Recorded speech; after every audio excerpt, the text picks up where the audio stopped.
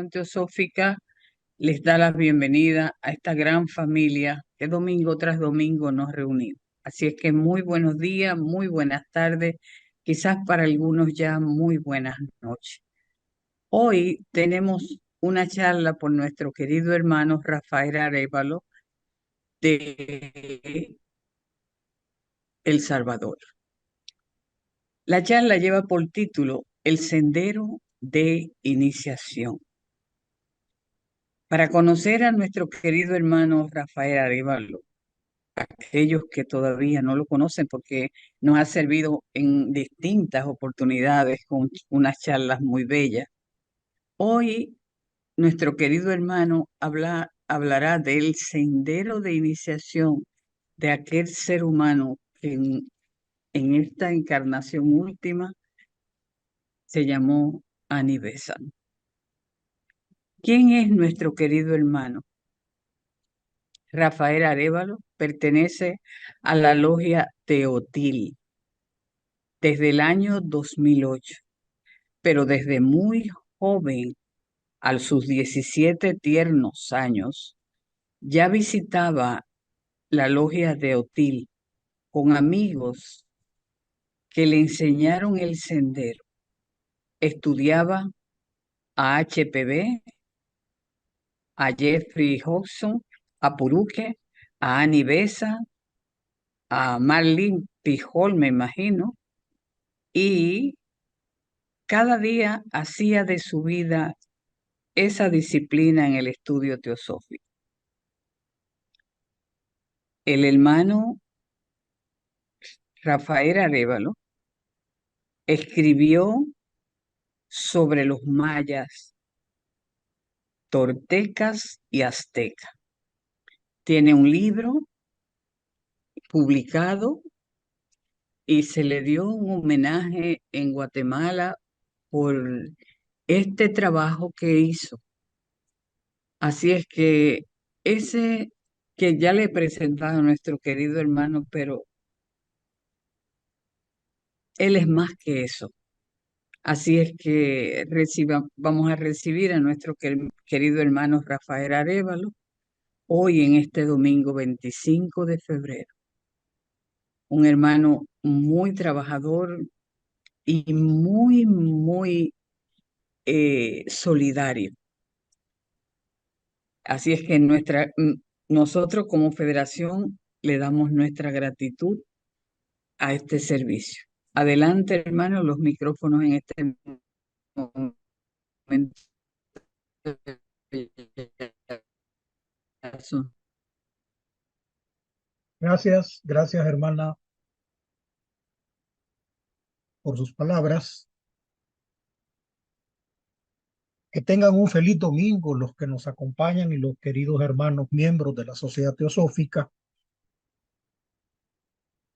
En este domingo, la presentación que haremos lleva el nombre de un libro, o sea que en buena parte rescataremos algunos aspectos, algunos extractos de ese libro muy precioso que se titula El Sendero de Iniciación y fue escrito por nuestra querida instructora, la doctora Annie Besant.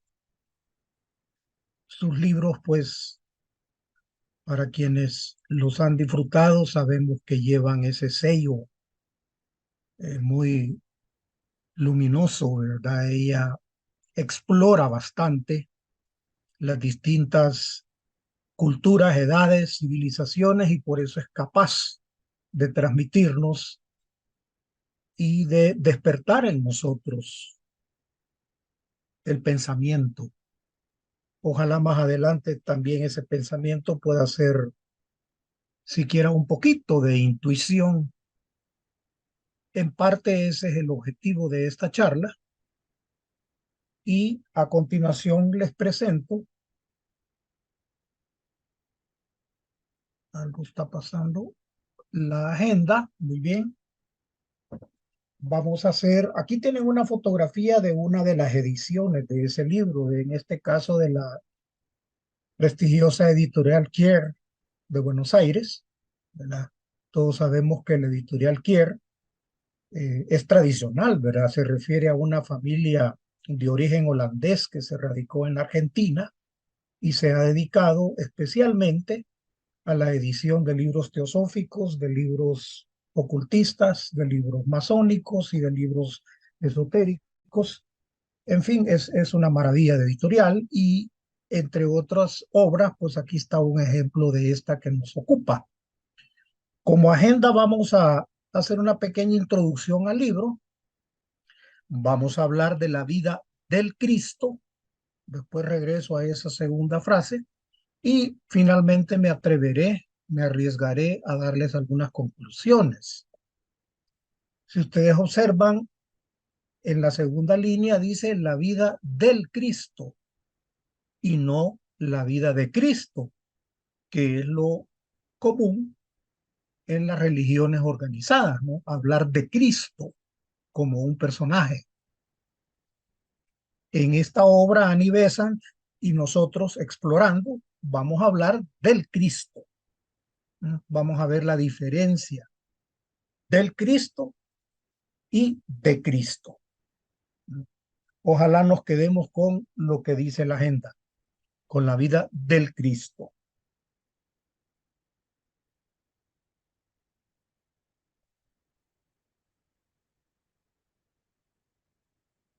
Annie Besant comienza su libro diciéndonos que hay un sendero, ¿verdad?, que conduce a aquello que se conoce como la iniciación, que ella lo lleva al punto de que consiste en la perfección del hombre. Ciertamente es un sendero que se encuentra en todas las grandes religiones. En esencia, ese sendero comprende tres partes: purificación, iluminación, unión con la divinidad. Tres partes: purificación, iluminación y en su parte alta, unión con la divinidad. En esta figura podemos encontrar los regalos de la purificación, que según el pasaje bíblico fueron el incienso, la mirra y el oro.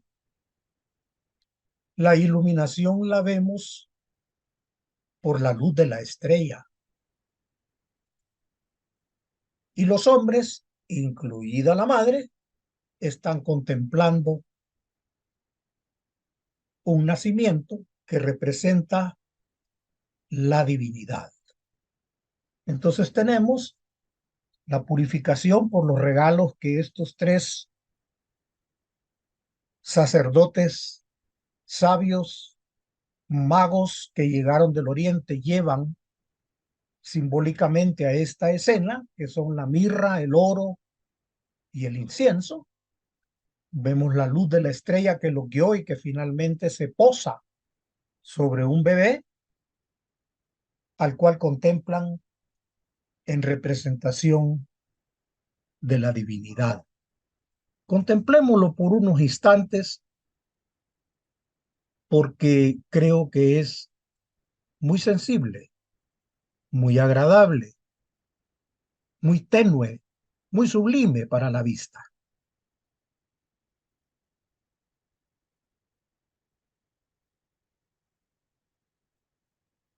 Pero ella también dice que está en todas las grandes religiones.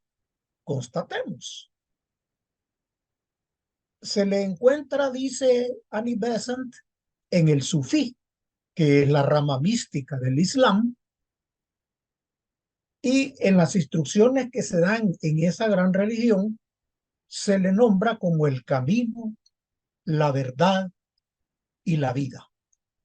Palabras que todos las conocemos porque en algún momento, mucho más adelante en el tiempo, se le colocan en los labios a un maestro, a un rabí, que trajo otro mensaje.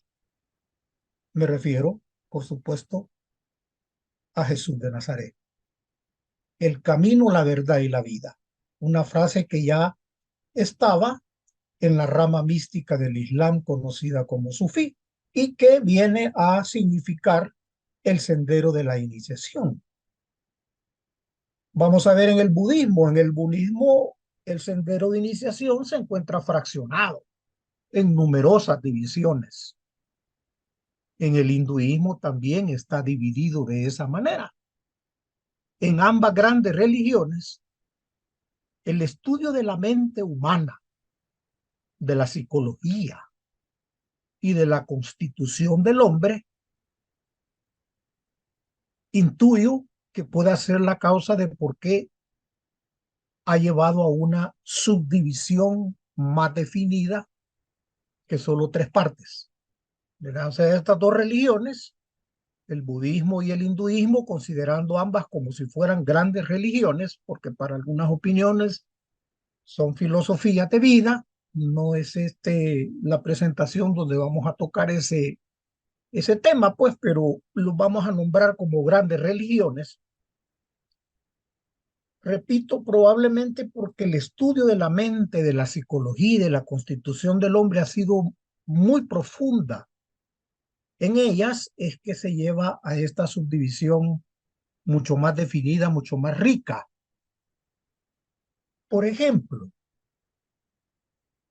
en el budismo, al centro de toda la narrativa y de toda la revelación y de toda la iluminación que nos da se encuentra el nirvana, ¿verdad? Pero alrededor del nirvana, que es el gran misterio, hay cosas de la vida cotidiana que son tan simples que por eso son hermosas. Comencemos por el lado alto izquierdo, cuando nos dice a manera de sutras, a manera de aforismos, cesa de obrar mal, cesa de obrar mal, aprende a obrar bien, sé limpio de corazón. Esta es la religión de los Budas.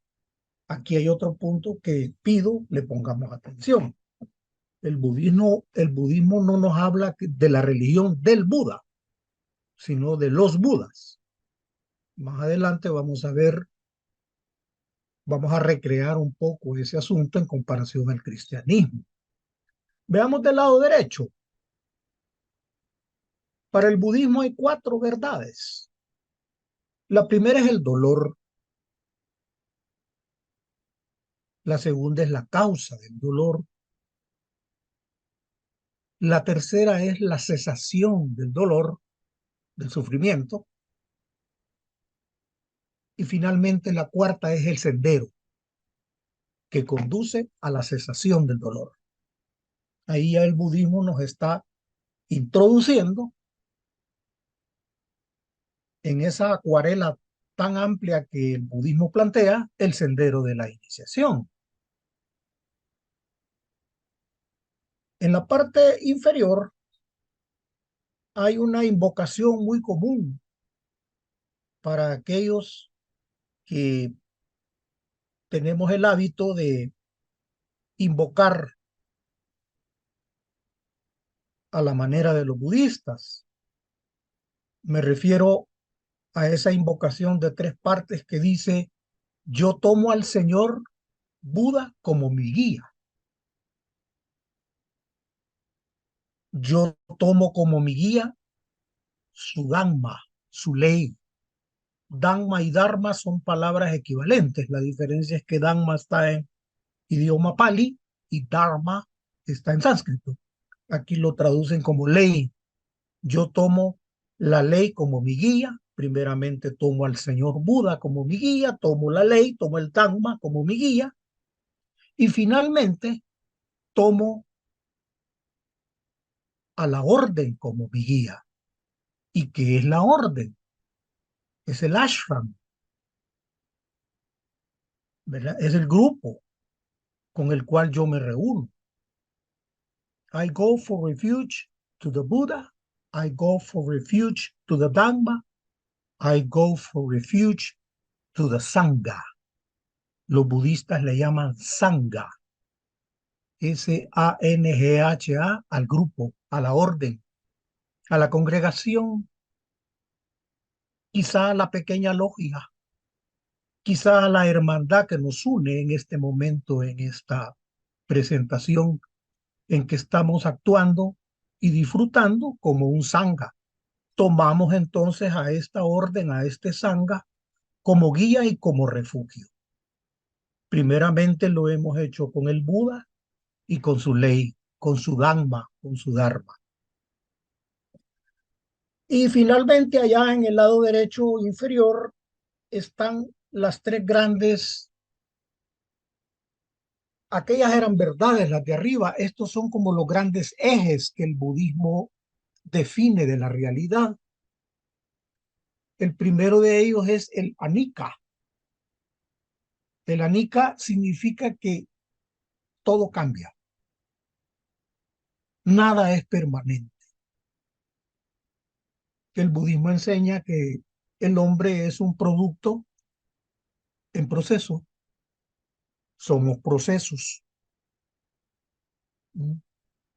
Anicca, impermanencia. Y porque somos procesos, porque somos impermanentes, me voy a saltar al tercer eje, que es el anatta. Ese es uno de los más complicados para la mente occidental o como la nuestra, que no termina de ser occidental, ¿verdad? Es una mente un tanto bárbara, un tanto indígena, un tanto sufrida. No hay yo, porque ata es yo. La letra A que la antecede significa no hay yo. La primera vez que uno estudia eso es disruptivo, ¿verdad? ¿Cómo que no hay yo? ¿Verdad? Sí, no hay yo porque todo es proceso. No hay algo que esté permanente, sino que está en constante movimiento. Y si nos proyectamos el universo, no nos sorprendemos porque sabemos que el universo está en constante movimiento. Si el universo está en constante movimiento, nosotros que somos una parte, una emanación de ese universo, pues también somos impermanentes, somos procesos, porque como es arriba, es abajo. Y al centro tenemos dukkha, palabras todas en pali. Dukkha es el sufrimiento, que tiene relación con las cuatro verdades que están inmediatas arriba, ¿verdad?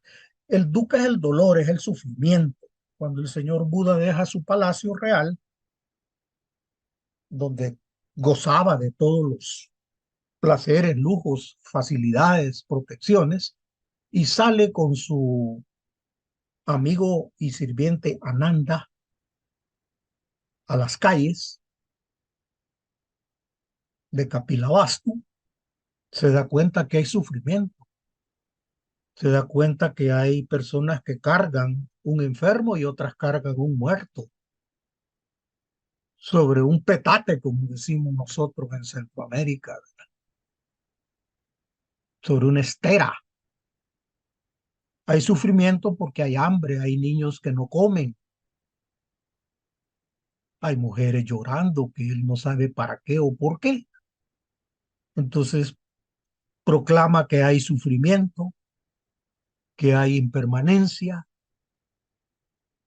y que en sentido esencial somos procesos. Así expresa ampliamente el budismo la iniciación. Volvemos a Annie Besant y nos dice, no importa cuál sea la religión, tampoco importan los nombres que tú elijas, ¿verdad? Como más atrayentes, como más expresivos de las ideas. Lo importante es que las vamos a interiorizar. ¿verdad? No importa con qué palabras. Sanga, dukkha, esas son las palabras más hermosas que están en todas las culturas. No importan esas, no importan las religiones. Desde tiempo inmemorial, ese sendero se ha extendido desde lo mundano, lo profano, hasta la vida de lo divino. Y de eso vamos a hablar, de la vida de lo divino. En otra religión, por cierto, muy poco comprendido, de la vida eterna.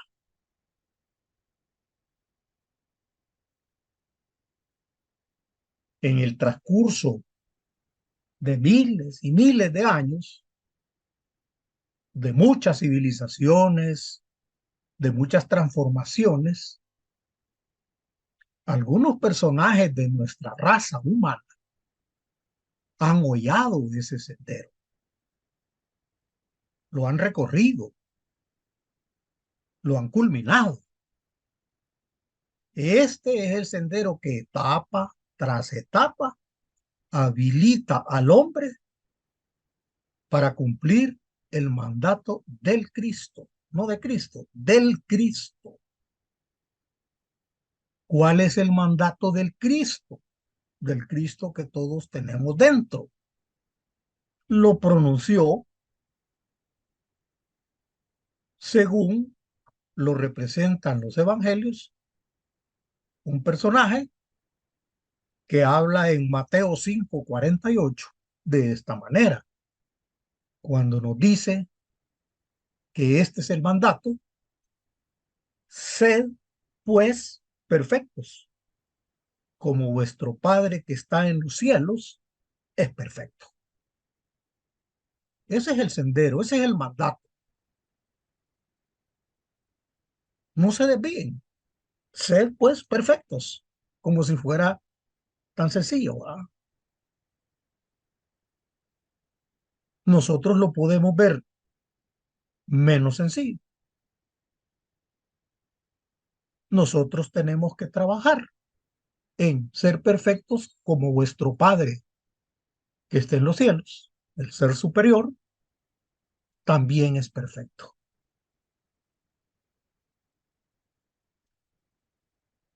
El sendero del que estamos hablando y que se explica y se sigue por las enseñanzas de todas las grandes religiones es uno, y ese sendero conduce a la vida. ¿A cuál vida? Hace un momento dijimos a la vida divina. La vida a la que el sendero conduce al peregrino no es la vida de los goces del cielo.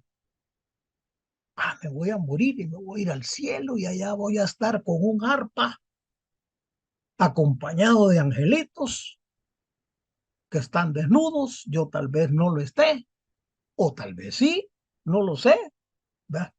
Sino que es una vida de la que nos habla uno de los evangelios canónicos, porque es bien fácil oponerse a una verdad revelada cuando dicen, no, es que eso está en un evangelio apócrifo. No, no, no. Esto está en un evangelio de los considerados canónicos. Arbitrariamente, pues, pero al final, evangelio canónico. Y esta cita es de Juan 17:3, el cuarto evangelio, el que consideran algunos el evangelio esotérico, distinto a los sinópticos anteriores, Mateo, Lucas, Marcos. En este evangelio nos explica qué es la vida eterna, pero no lo explica en 40 páginas, lo explica como lo estamos viendo ahorita. La vida eterna no es un lugar donde yo voy a llegar para siempre, donde el tiempo no se va a terminar. En esa vida no hay tiempo. porque la vida eterna es que te conozcan a ti, Padre, el único Dios verdadero. Esa es la vida eterna. La vida eterna no tiene que ver con el tiempo. El tiempo nos tiene aquí a nosotros ocupados, algunos esclavizados, a unos contentos, a otros afligidos, a otros corriendo, a otros descansando. Y nos despertamos y lo primero que empieza a correr en nuestra cabeza es el tiempo. Pues no, la vida eterna no tiene que ver con eso. La vida eterna es que te conozcan a ti, el único Dios verdadero. Juan 17:3. Esta vida, esto es lo que queremos reflexionar bien, no se cuenta por edades sin límites, sino que envuelve especialmente un cambio de actitud en nosotros. Pero ese cambio no significa tiempo, sino que es una vida que está más allá del tiempo como nosotros lo conocemos, pues porque Blavatsky nos habla de la duración, no nos habla de tiempo. Es la duración y el movimiento, las dos grandes respiraciones del universo. Pero el tiempo que nos atormenta, o que nos agrada, o que nos hace humanos, esa es otra cosa. No significa tiempo, sino que se trata de una vida que está más allá del tiempo. O sea, que no se mide por salidas y puestas de soles.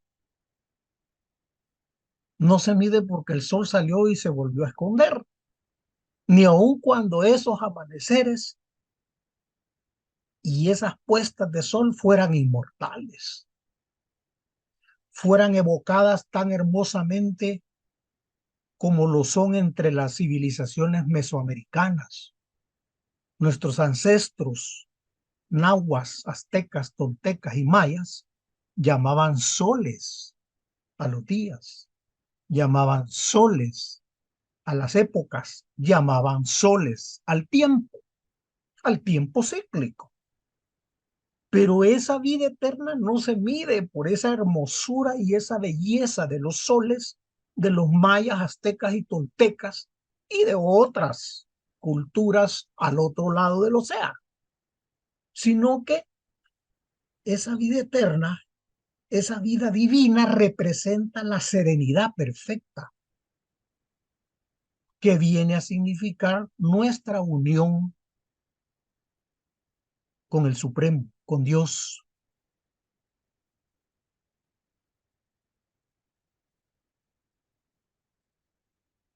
en cuyo seno realmente el tiempo como nosotros lo entendemos, es solo un paso en el incidente de la existencia. Sí, el tiempo está ahí remanente, ¿no? Pero es solo un paso en el incidente de nuestra existencia. Siendo que existe una realidad siempre presente, esa es la verdadera vida del espíritu. La realidad siempre presente, la vida divina, la vida eterna. Eso es por donde el sendero de iniciación hasta este momento nos conduce.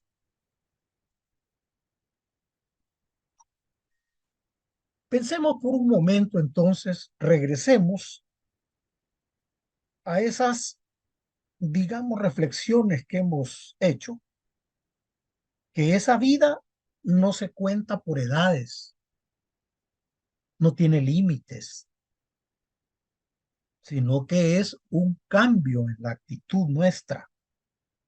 Pero ese cambio no significa tiempo, sino que es una vida que está más allá del tiempo como nosotros, como Einstein, como Bergson, los grandes pensadores del tiempo, ¿verdad? Albert Einstein y Henry Bergson, que son los grandes genios del tiempo, se anteponen entre ellos. Aquí hemos hecho ya una presentación sobre ese asunto, sobre ese debate de altura entre Einstein y Bergson. Bergson, el gran filósofo francés, Einstein, el gran científico físico de origen judío, hablando del tiempo. Pues no tiene esa meditación que estamos haciendo relación con ese tiempo por filosófico, por hermosas que sean las salidas y los atardeceres de soles entre aztecas y nosotros, entre mayas y nosotros, sino que representa la serenidad que por ser perfecta nos va a unir con lo divino. En ese contexto, en ese seno, está el tiempo, sí, pero solo es, dice, un paso en el incidente de la existencia temporal por la que estamos nosotros transitando. Hay otro libro que también es fascinante, yo se lo recomiendo, y lo he traído aquí, lo he intercalado, también es de Annie Besant. Ese libro se titula Hacia el Templo, un libro precioso. Bueno, ¿cuál libro de Annie Besant no llena las condiciones, verdad? Pero sí es un libro muy hermoso, Hacia el Templo. En ese libro, desde que yo tuve la oportunidad muy joven de leerlo, nunca se borró de mi mente esto que estamos viendo. Resulta que los animales, no encontré un animal doméstico, pero sí encontré un carnero, ¿verdad? Los animales domésticos suben los cerros, si los hemos contemplado, por las curvas de nivel. Después, cuando estudié ingeniería, entendí que eran las curvas de nivel. Pues las vacas, los burros, los toros no necesitan estudiar ingeniería para seguir las curvas de nivel cuando suben un cerro. Obsérvenlos. Todos los toros, todas las vacas, todas las ovejas suben el cerro haciendo ese trayecto espiral de las curvas de nivel. El universo les ha enseñado, ¿verdad? Esa facilidad de subir el cerro para cansarse menos a través de las curvas de nivel. En cambio, el sendero es una aceleración para subir el cerro, dice Annie Besant en su obra Hacia el Templo. El sendero es la corta, aunque difícil vía por la que el hombre ya no sube las curvas de nivel, sino que el hombre va con ese pobrecito caballo, disculpen la expresión, destrompándose para arriba, porque busca evolucionar más rápidamente. Mire, ¿y podemos subir por las curvas de nivel? Sí, claro. Si usted así lo prefiere, suba a las curvas de nivel. Váyase con el carnero, con la oveja, con el toro. Y siempre va a llegar al templo, allá a la cumbre del cerro. Pero si usted escoge el sendero, es la corta, aunque difícil vía por la que el hombre evoluciona más rápidamente. Que si lo hace, pues, en el curso ordinario de la humana natural evolución. Los dos caminos se pueden, pues si de hecho existen los dos, ¿verdad? Nosotros estamos en medio de esa elección. Volviendo al libro El Sendero de la Iniciación, verdaderamente es impresionante recoger Digo recoger porque es como lo que en esencia queda. Estas leyes, estos hechos que son naturales de la evolución para entender el sendero de la evolución, el sendero de la iniciación. Para que haya sendero, por una parte, para que expliquemos el sendero, para recorrer el sendero, bueno, para validar el sendero, son estos cuatro hechos que son naturales. La reencarnación y el karma, que en todas las obras de Annie Besant van inseparables, uno detrás del otro, reencarnación y karma. La doctora Besant siempre los coloca uno al lado del otro, como si fueran dos aspectos de una misma realidad, de un mismo saber, reencarnación y karma. El tercer hecho es la existencia del sendero. ¿Por qué? Porque muchos de nosotros decimos, no, ese sendero no existe. Yo no lo he visto. Yo subo el cerro por las curvas de nivel. Yo no me voy a arriesgar y arruinar los zapatos subiendo en línea recta. Entonces, para mí eso es la existencia del sendero. Pero más difícil todavía, y sin embargo más obvio, es el cuarto hecho natural, la existencia de los maestros. Yo conozco teósofos, hermanos, estudiantes, pues como todos nosotros, que llegan incluso a unos a dudar, ¿va? Está bien, acompañemos a Descartes, ¿va? Dudemos, pero otros se burlan de la existencia de los maestros. Yo conozco teósofos que hacen burla de la existencia de los maestros. Uno de ellos me preguntó una vez, ¿y tú crees que existen seres superiores? Pues yo creo que sí, le dije. ¿Y por qué lo comprobas? ¿Cómo sabes? Bueno, desde el momento que existo yo, que soy inferior, tienen que haber otros que son superiores, casi por dualidad, ¿verdad? Por antinomia, ¿verdad? Por antagonismo. Si yo soy inferior, tiene que haber superiores. Pero había una respuesta más inteligente que no la tenía yo en ese momento. Maestros demuestran la existencia del sendero y se remontan a un camino que viene de reencarnaciones y de karma, de causas y efectos, de desempeños, de formas de vida, de misiones ya cumplidas, tropezándose, subiendo el cerro primero por la vía cómoda hasta que finalmente se convierten en maestros y encuentran que están en ese sendero porque son maestros y son maestros porque están en ese sendero. Hablemos un poquito de eso.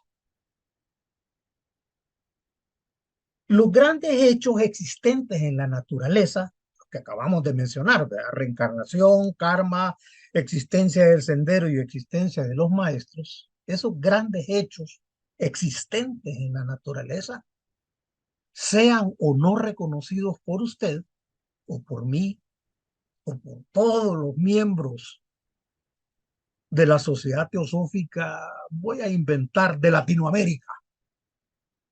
A los de España sí lo reconocen, bueno, pero nosotros no lo reconocemos. No importa si lo reconocemos, resulta que sobre ellos descansa la posibilidad de hollar el sendero.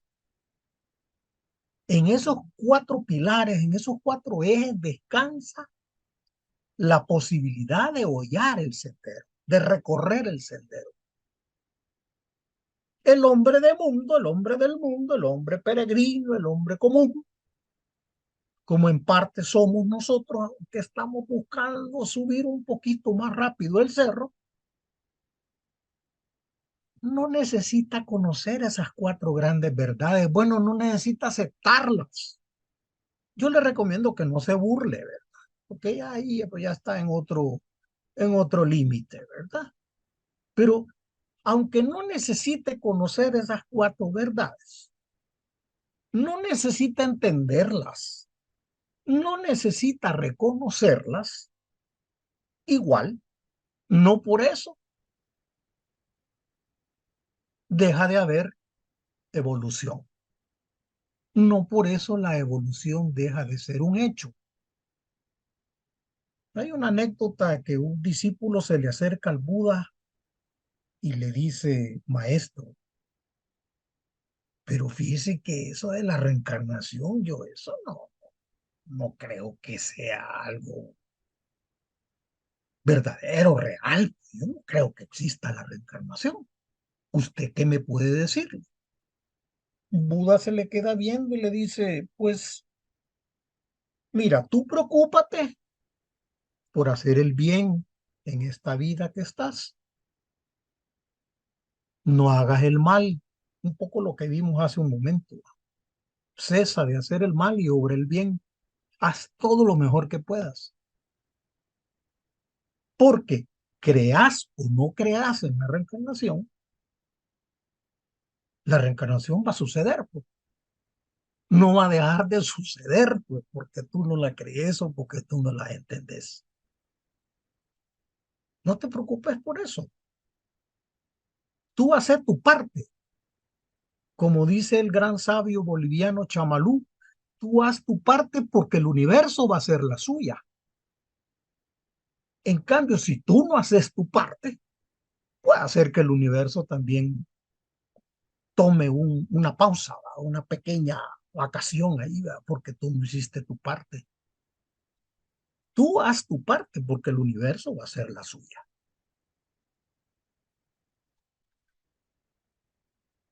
En una revista, Lucifer, ahí está al pie, Annie Besant introdujo esto que lo encontré en el camino que estaba investigando este tema. Y aquí siento yo que ella combina un poco el libro El Sendero de Iniciación con el libro Hacia el Templo. Parece largo, pero es rico. Lo vamos a leer lo más rápido que podamos. Hay un camino arduo y empinado. Ese es el sendero. No es el de las curvas de nivel, ¿verdad? Está lleno de peligros de todo tipo. Y sin embargo, un camino es y conduce al corazón del universo. Yo les puedo decir cómo encontrar a quienes les mostrarán la puerta secreta, que se abre solo hacia adentro y se cierra rápidamente detrás del neófito para siempre jamás. No existe peligro alguno que un indomable valor no pueda vencer. No existe prueba alguna que una inmaculada pureza no pueda atravesar. No existe alguna dificultad que un fuerte intelecto no pueda vencer. Estamos dotados. Para quienes consiguen avanzar, existe una recompensa más allá de lo indecible. El poder de bendecir y salvar a la humanidad. Y para los que fracasamos, bueno, para los que fracasan, hay otras vidas, hay reencarnación en las que pueden alcanzar la victoria. Está completo, está dicho, están las cuatro fundamentaciones que hemos hablado, como leyes naturales, como hechos naturales. Lo reconozcamos o no lo reconozcamos. Está en nuestra elección. Vamos avanzando y vamos a hablar de la vida del Cristo. Aquí, si no los he aburrido, aquí les pido su atención más condensada. ¿Por qué? Porque nosotros en nuestra querida y amada América Latina, Abya Yala, estamos influenciados en buena parte por judaísmo y en otra buena parte por lo que se llamó después cristianismo. Entonces necesitamos un poco de este baño de vapor. ¿Qué es la vida del Cristo? No la vida de Cristo, del Cristo. Es aquella vida de que nos habla el apóstol San Pablo, de la cual el principio de esa vida está marcado por el nacimiento del Cristo en el hombre. Esa es la vida del Cristo. Es aquella vida de la que habla San Pablo, de la cual el principio de esa vida está marcado por el nacimiento del Cristo en el hombre. San Pablo, digamos que de buena fe, quiso que sus convertidos tuviesen la experiencia de que el Cristo naciera en ellos. Él habló de una actitud, de otra existencia, y hasta dijo que todos lleguemos a ser un hombre perfecto de la elevación y de la plenitud del Cristo. No nos comparó con un personaje, sino que nos dijo, seamos perfectos de la elevación de ese estándar, de esa plenitud que es el Cristo. El gran apóstol, algunos lo llaman el gran iniciado, marcó dos límites. Uno, el nacimiento del Cristo, que ya lo dijimos, ¿verdad? Y después del nacimiento, el otro es el alcanzar su completo desarrollo y lograr el grado en que el hombre se perfeccione, como un sendero de iniciación, ¿no? Primero hacerlo nacer y después hacer el esfuerzo, los esfuerzos para lograr el grado en que el hombre es perfecto. Tal y no otra es la concepción de San Pablo. En cuanto a la significación y la importancia del sendero presentado por el cristianismo. Así fue como el cristianismo, interpretado por una persona inteligente que hablaba los idiomas de la época, que había sido formado,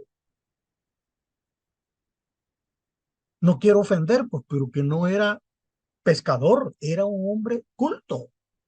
Tal era la concepción que él tenía en cuanto a la significación y la importancia presentada por el cristianismo. En cambio, en cambio, en los tiempos modernos, la ambición del cristiano, del que se dice cristiano, no ha llegado tan alto. Esto lo dice Anibesa. Y ha considerado como vida cristiana el ser salvado por otro y adornarse con la rectitud imputada a ese otro. Eso lo dice Anibesa. ¿Y qué le agrego yo? Pues ese otro es Jesús de Nazaret. El cristiano de la época, que es devoto, que asiste, que es religioso, que se golpea el pecho, toma un teléfono y llama a un taxi para salvarse. El otro lo va a salvar a él. Yo creo en él y él me va a salvar. Bajo el manto de él me voy a salvar yo. Ese otro es un personaje, histórico o no, pero es un personaje, salvado por otro y me adorno con el otro. Yo por mí no hago mucho, pues ahí está la religión que me va a salvar. Como cuando tengo que irme y el carro no me enciende, pues yo llamo un taxi. El taxi me lleva al mismo lugar. Disculpen, pero entre paréntesis, para los cristianos, Jesús no es ningún taxi. En cambio, el gran apóstol lo expuso de otra manera y lo llamó vuestra invitación y vuestra elección. No ser salvado por otro, sino convertirse en salvador uno mismo. Tal fue el antiguo y el gran ideal de la iglesia cristiana primitiva. Ser uno mismo el Cristo, observar la vida del Cristo, pasar a través de los grandes estados de experiencia iniciáticas señalados en la historia del Evangelio, que si lo leemos rectamente, no se trata de la historia de una persona, sino que es un grandioso drama sobre la iniciación del Espíritu. Claro, popularmente, coloquialmente, lo leemos como que fue la historia de un personaje, pero es menos eso que un grandioso drama de la iniciación del Espíritu. Si bien es cierto que la sociedad teosófica ha venido en esta época que vivimos a proclamar de nuevo la existencia de los maestros, de los iniciados y de los misterios, con lo cual ha cumplido una parte de su misión, nos dice Annie Besant, no pretende haber expresado nada nuevo ante las religiones del mundo. Hermanos, nosotros que estudiamos teosofía ya lo hemos experimentado, ya nos dimos cuenta, pues, que la teosofía no presume, no es presumida, pues. La teosofía no se cree revelación. La teosofía no se autoensalza. Cumple con su misión, pero no pretende haber expresado nada nuevo. Pero sí hace el trabajo de rescate. Veamos por qué. Si decimos en la sociedad teosófica que los maestros existen todavía, si declaramos que la puerta de la iniciación está aún abierta, palabras de Annie Besant, si proclamamos con las antiguas palabras que los que buscan encontrarán, que aquellos que llaman a la puerta se les abrirá, no está haciendo la sociedad teosófica una nueva proclamación. No se jacta, no presume, no le quita a otros las palabras de otros, como los políticos, ¿verdad? Que inauguran un puente que lo dejó a medias el anterior, pero él viene y dice, yo lo hice. No, eso no lo hace la sociedad teosófica. Sino lo que hace la sociedad teosófica es repetir un mensaje olvidado y le da al mundo aquello que se había hundido en el materialismo, el conocimiento que había sido olvidado y al cual la humanidad le había vuelto de espalda. La sociedad teosófica no presume, pero sí rescata, trae al presente lo que el hombre ha enterrado, lo que la humanidad ha desplazado. Voy a las conclusiones y con esto vamos a terminar. En primer lugar, y porque hemos hecho una crítica responsable de la interpretación del Cristo y el Cristo, ¿verdad? Y del cristianismo como tal y de las religiones organizadas, voy a acompañar una aseveración de Manly Hall, en su obra La sabiduría de todos los tiempos, nos dice que hay una diferencia entre cristianismo y cristiandad. Esto es bien importante. Tal vez no para un cristiano fanático o aficionado, pero sí para un teósofo, porque nosotros tenemos el compromiso del estudio comparativo de las religiones, ciencias y filosofías. Manly Hall, que ciertamente también los invito a leerlo, dice que cristianismo, el primer término es el cuerpo de enseñanzas que se formó en un cristianismo primitivo, en lo que después, con ignorancia y malicia, se llamó escuela gnóstica. Eso es cristianismo. Cristiandad es un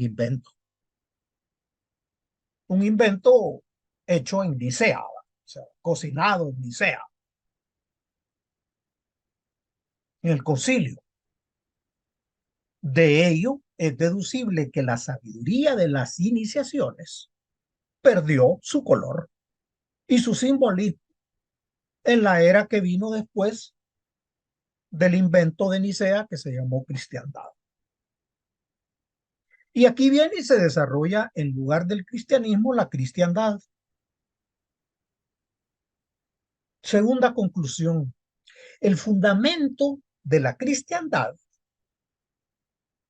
si no nos hemos dado cuenta, veámoslo ahorita, se basa en la vida de un hombre.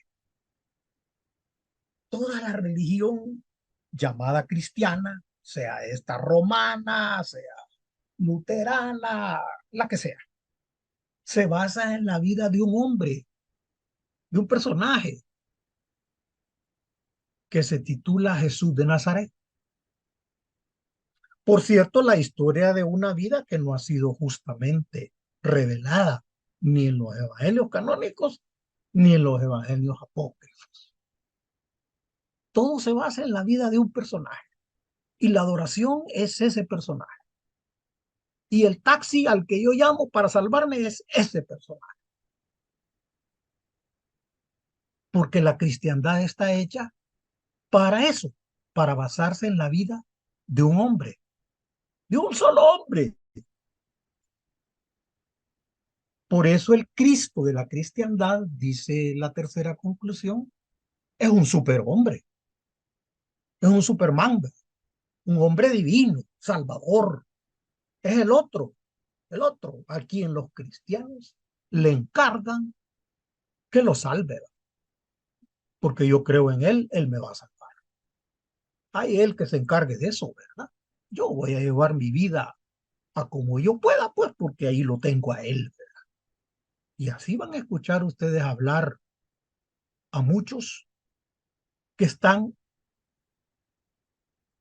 en esa creencia, en esa manera de ver la cristiandad. Y es el otro, él es el importante, él es el sabio, el Superman, el que me va a ayudar, el que me va a salvar y me va a sacar de todo. No importa si yo hago o no hago. Conclusión 4. Según tal concepción, distinta a la de San Pablo, la evolución, la resurrección y la salvación no es de cada uno, sino que ahí está el otro, él se encarga.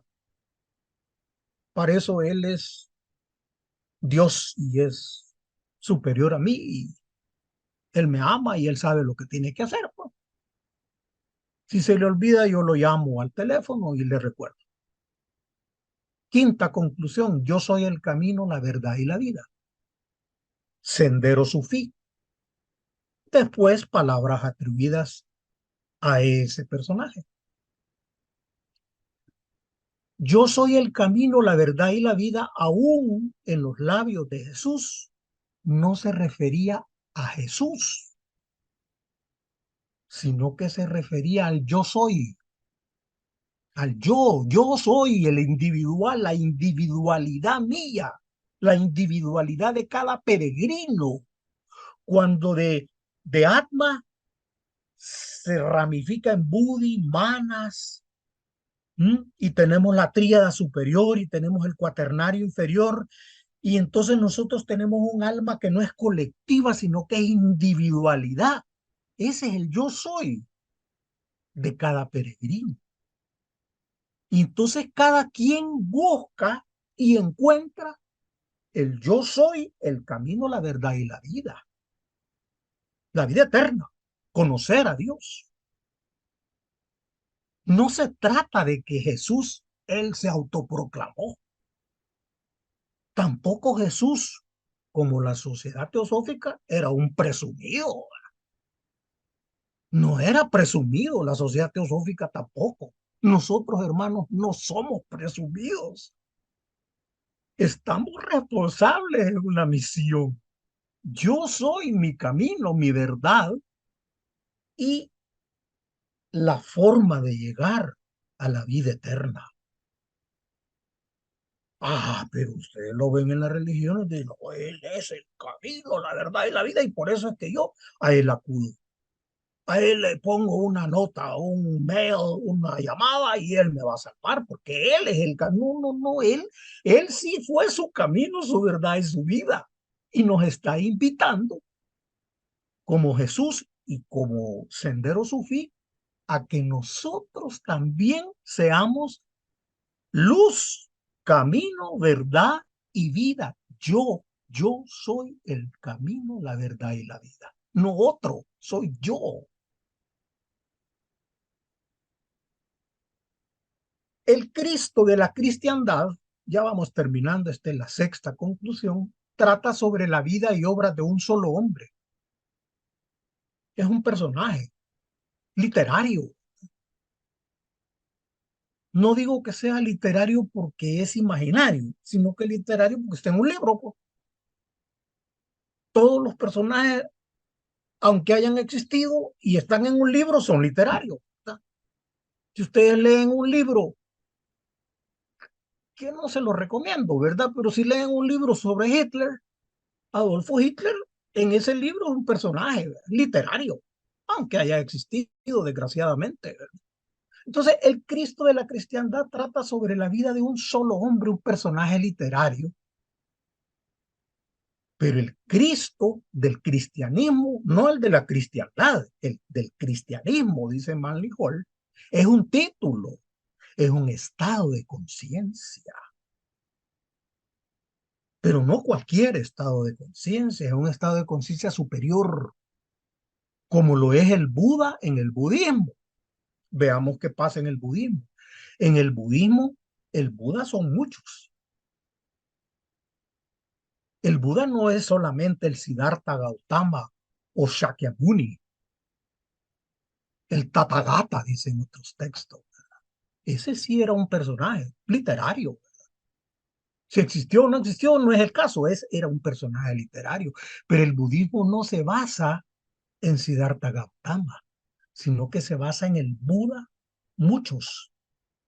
¿Y qué es el Buda? Es el despierto, es un grado de conciencia al que se llega desde que se es un iniciado, desde que se recorre el sendero de la iniciación, de la misma forma como San Pablo concibe el nacimiento del Cristo, no de Cristo, no es Navidad, sino que el nacimiento del Cristo, del ungido, hasta el completo desarrollo en nosotros, en cada uno, en cada individualidad del hombre perfecto. Hermanos, disculpen el tiempo que me tomé, les agradezco mucho y quedo abierto por si quieren algún comentario o alguna observación que hacer. Muchas gracias. Gracias a ti, hermano Rafael Arévalo, por la ponencia. Ahora vamos a abrir los micrófonos a aquellos hermanos que quieran hacer alguna pregunta, que tengan una inquietud, que quieran una aclaración. Está alguien de la Sociedad Teosófica en República Dominicana y luego Salomón. Gracias. Ok, adelante, Felipe. Hermano, mis felicitaciones porque esa siempre ha sido mi idea, pero usted ha puesto la idea, la cuadró perfectamente como yo siempre la he concebido.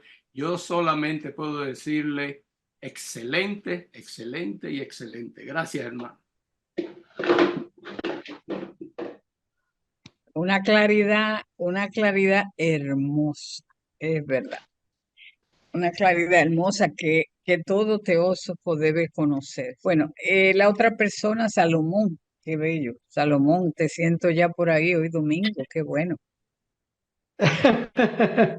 Te agradezco mucho, Magali. Oye, Gracias, bueno, maestro. hermano Arévalo, ¿por qué crees tú que no solamente los cristianos hicieron de Jesús un Cristo, lo convirtieron en un Dios?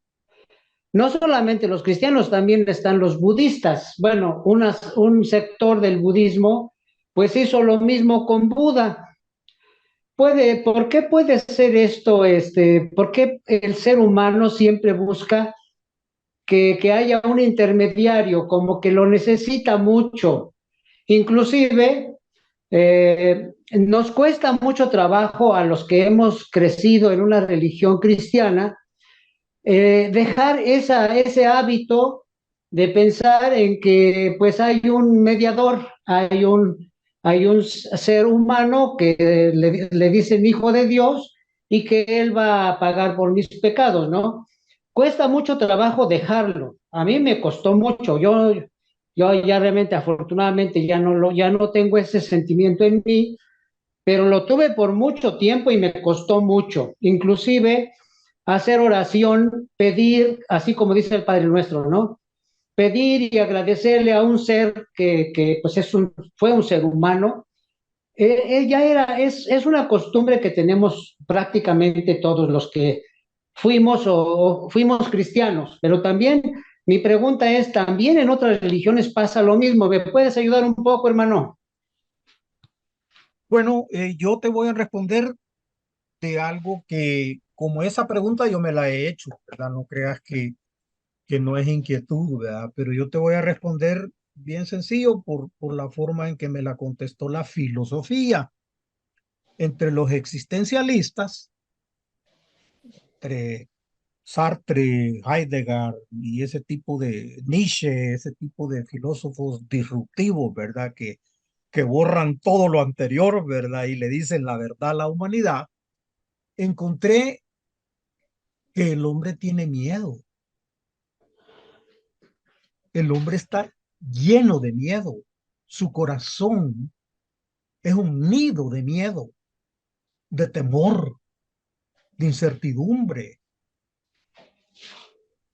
de que no somos nada, de que no hay destino, de que aquí esto es un absurdo haber venido aquí y no sabemos ni por qué estamos aquí, ni para dónde vamos, ni qué estamos haciendo, ¿verdad? Entonces, ese miedo, esa incertidumbre, ¿verdad? Esa agonía, digamos, en vida, no nos deja. Y entonces cada vez que ese miedo lo logramos calmar, estamos en nuestro mejor momento, pero cuando el miedo nuevamente nos arroba, nos toma, entonces necesitamos, como tú decís, un mediador y llamamos el taxi, porque ya el carro de nosotros ya no arranca. Se le acabó la batería, se le acabó la gasolina porque se me olvidó ponerse, entonces yo tengo que llamar un taxi, tengo que buscar un mediador. Por otra parte, En el caso de la religión romana, ¿m? Que se autoproclama universal y la verdadera, y todas son verdaderas.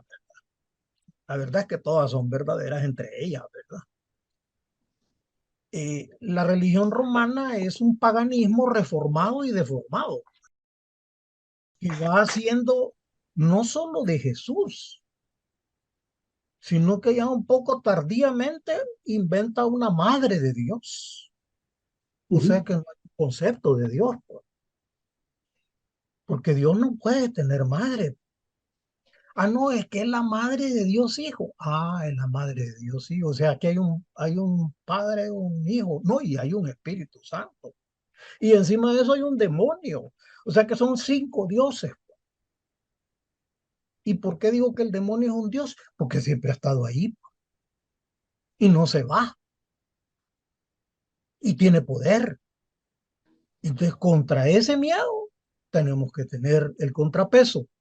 Entonces, hay una mezcla entre dogma, entre miedo existencial del que hablan los existencialistas y, por supuesto, de indoctrinamiento que nos ha llevado a esta situación en que hasta los budistas han elevado a Sakyamuni, ¿verdad? Al Buda histórico, al Siddhartha Gautama, a la categoría, a la plenitud de un Dios,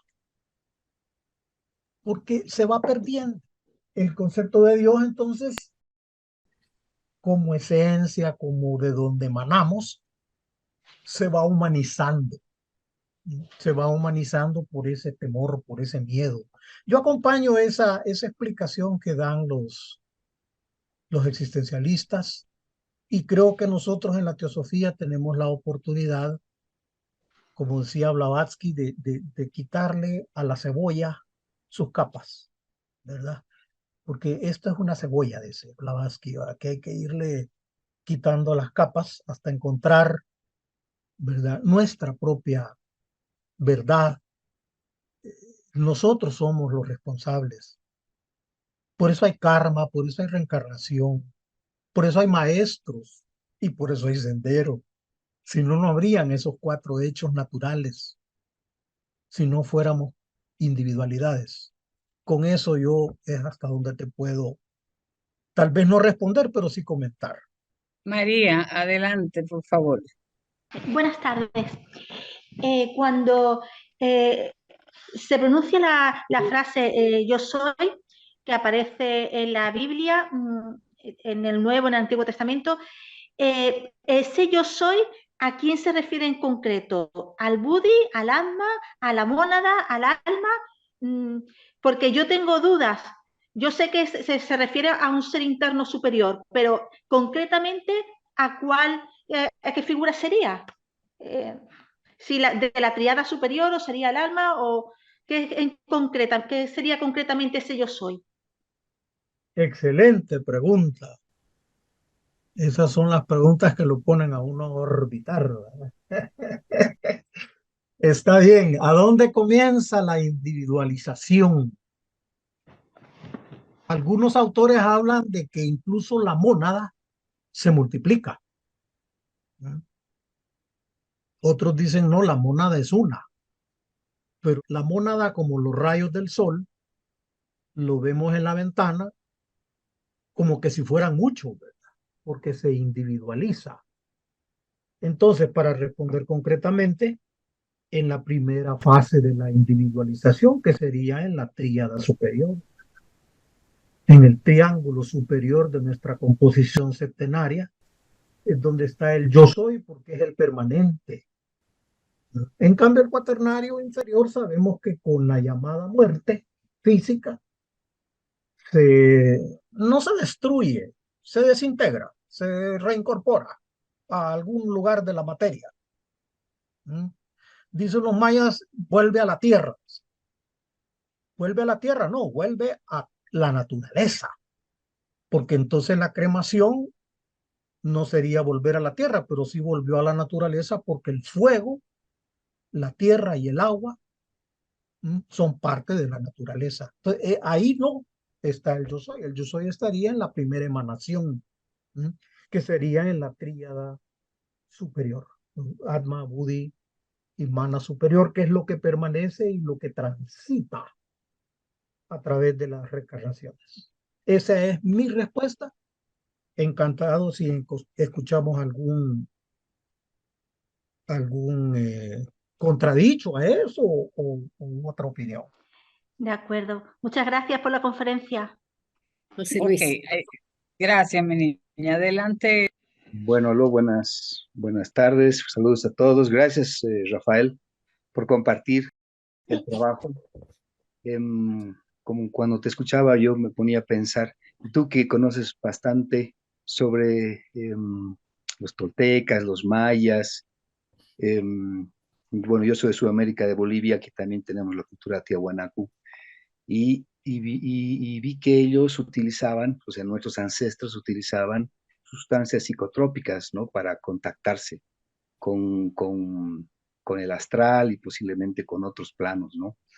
En la búsqueda del sendero, entiendo que no es conveniente hacerlo si uno no ha purificado los vehículos, ¿no? Hasta no purificar los vehículos, no es bueno tomar ese atajo para contactar con estos planos, ¿no? ¿Qué opinas, Rafael? Gracias. Sí, yo estoy de acuerdo contigo, no es un camino.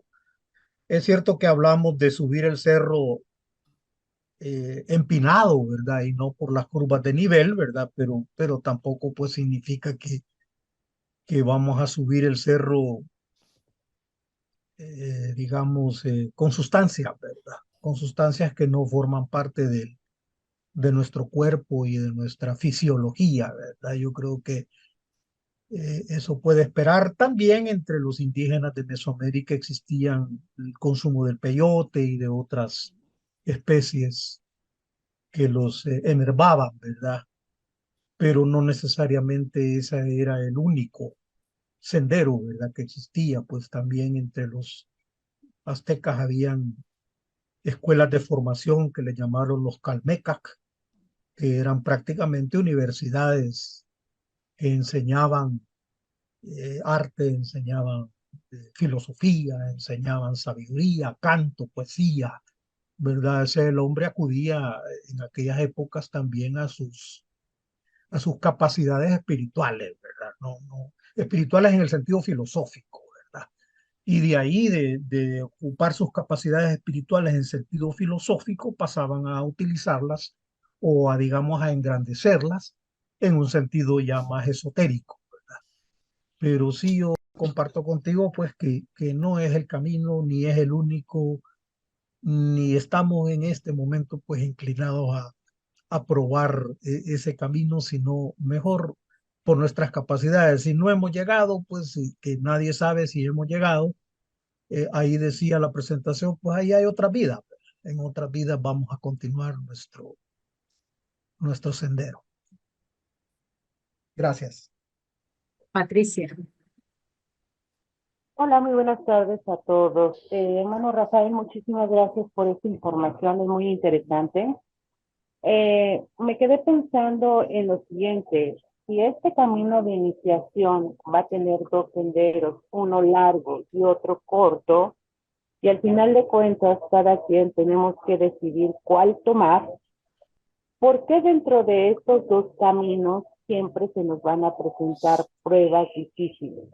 Mi pregunta es, para fortalecer nuestro espíritu, para fortalecer nuestra, ahora sí, nuestra voluntad, o para fortalecer nuestra fe. ¿Me podría indicar? Gracias, bonito día. Muy hermosa pregunta. Las pruebas que le llamamos, ¿verdad? Son enseñanzas para acelerar, ¿verdad? Porque hay una frase un poquito divertida que dice, despacio porque tenemos prisa, ¿verdad? No hay que olvidar que hay que hacer las cosas, ¿verdad?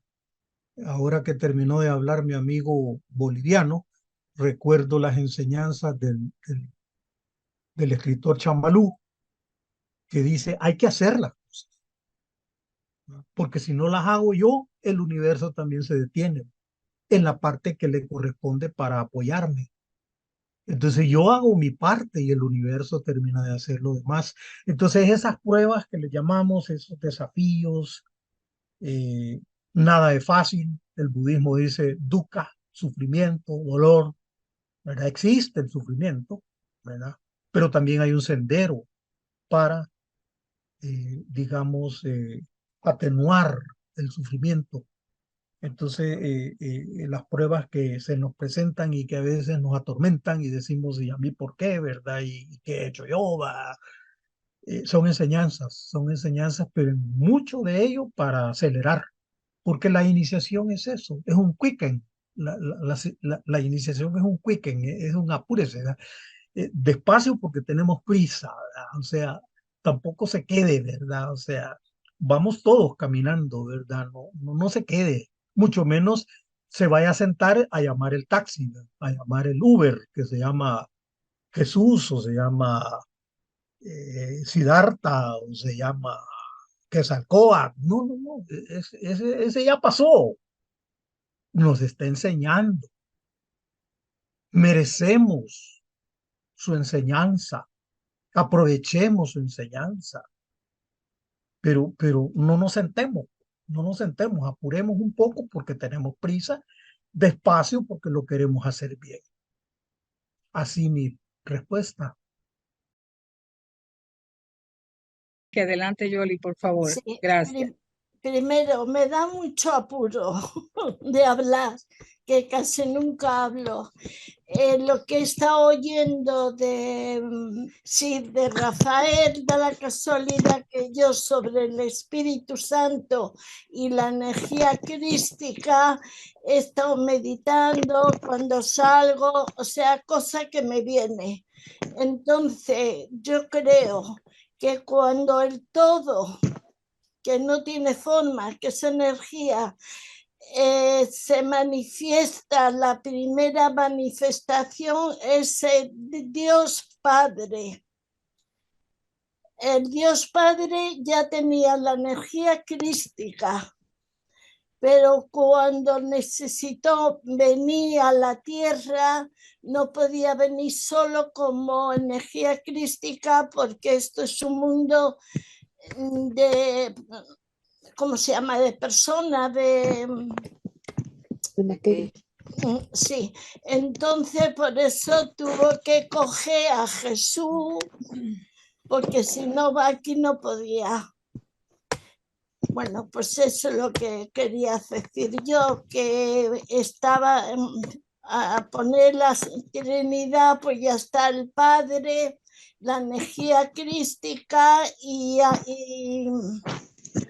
alma. ¿Cómo se llama? Alma no, la mente. Ya está todo en uno, porque yo cuando invoco cualquier cosa, ya he contado esta mañana o esta tarde que fui al hospital y ayudaba a una persona, cayó al suelo, la mente funcionó enseguida pidiendo ayuda, porque era una persona enferma y no podíamos con ella, entre mi hija y yo, y aquello que me vino le dije, vamos los tres en uno, tú lo poco que puedas, hazlo, y lo hicimos y lo conseguimos. Eso, y que yo, pues eso, estoy muy contenta y me ha ayudado mucho la teosofía. Y estoy muy contenta con ella. Gracias, Yoli, gracias. Hermano Rafael, ahí tiene nuestra querida Sí, hermana Yoli con su sí. pregunta. Gracias. Sí, yo acompaño ese pensamiento, lo que hermana Yoli nos está expresando es precisamente la necesidad en este mundo material, en este mundo denso, ¿no?, de que existan los avatares que entre ellos, uno de ellos ha sido en la época más reciente, ha sido el personaje conocido como Jesús de Nazaret. Bueno, en épocas anteriores, 500 años antes, pues el Siddhartha Gautama, y 2000 años antes, pues el señor Krishna, y así pues han habido avatares, son irradiados, ¿verdad? Son, digamos, materializaciones, emanaciones que no podrían haberse manifestado en el mundo denso si no hubiera sido a través de la forma en que se respira aquí, no en que se vive aquí, en que se transita en este mundo, ¿verdad? Porque también nos enseña Madame Blavatsky que cada cadena planetaria está formada de 7 esferas, ¿verdad? Y una de esas esferas es la física. Entonces es muy probable que los avatares recorren las 6 esferas etéreas ubicadas no en el tiempo, ¿no? Una vez más ubicadas en la eternidad, en el Sanatana, dicen los hindúes, ¿verdad? El Sanatana. Por eso se habla del Sanatana Dharma, la religión permanente. Sanatana en sánscrito significa eterno, pero eterno no tiene que ver con el tiempo, sino que tiene que ver con la divinidad. Entonces, en esas 7 esferas circulan los avatares. Cuando les corresponde, digámoslo así, ¿verdad? Cuando les toca venir a la esfera densa, a la esfera física, entonces toman un cuerpo físico, un nombre, un momento histórico. Yo recuerdo que en el Bhagavad Gita, Krishna dice, porque cada vez, estoy parafraseando porque no recuerdo las palabras exactas, pero él dice, porque cada vez que hay desorden, cada vez que hay desequilibrio, cada vez que las cosas no van bien, dice el Sri Krishna, yo regreso. Porque yo soy, todo está en mí y yo estoy en todo. Entonces yo regreso cíclicamente cada vez que hay caos. Y viene para enseñar. No para salvar. La salvación es de cada uno. Es tarea de cada uno. De qué bonito. Ya viene aquel, lo vamos a llamar. Ahí viene en una astronave y nos va a salvar. No, no, no, no. La salvación es de cada uno. Pero allá viene el que enseña, el que nos habla, el que nos da la luz, el que ordena lo que estaba desordenado. Muchas gracias, hermana Yoli. Yo, eso es lo que te puedo compartir Gracias a ti. de mi Eh, posibilidad. gracias, hermano Rafael. El hermano hoy nos ha dicho palabras que están en textos y las hemos oído del hermano y las hemos visto analizadas por el hermano. El hermano nos ha hablado de todas las clases que cogemos, de principiantes, de, de término medio, de avanzado. Es lo que nos explica la teosofía. Como nos dice Jinara Hadassah, somos dioses encadenados en cuerpo de carne. Eso nos lo ha dicho el hermano. Somos una potencialidad. Y hoy nos lo ha dicho en blanco y negro, así, analizándolo a través de grupos que tienen dogmas. Pero si nosotros somos eso, entonces, ¿por qué no buscar eso que somos y ponerlo a trabajar para alcanzar ese sendero? Como dice él, lean el libro que les recomendó, Hacia el Templo, por Besan, que es una belleza. Así es que, Rafael, te doy las gracias porque lo que estudiamos, lo que hablamos, lo que nos hace tantas interrogantes, hoy lo pudiste poner en un orden comparado, haciendo y practicando nuestro segundo objetivo, estudiar ciencias, religión y compararlas. ¿Para qué? Para darnos cuenta verdaderamente qué somos. Y lo dijiste en buen español, todas tus palabras.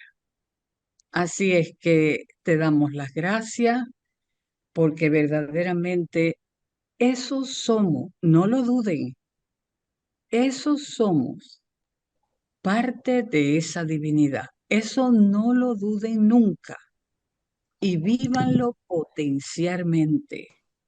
Siempre que obedecemos a la naturaleza, nuestra respuesta llegará. Así es que, Rafael, no hay palabra para agradecerte esta charla. Gracias, hermano, y gracias a todos los presentes. Nos vemos el domingo que viene con otra charla excelente. Gracias. Gracias, hermano. Muchas gracias. Gracias, Rafael. Gracias. Gracias.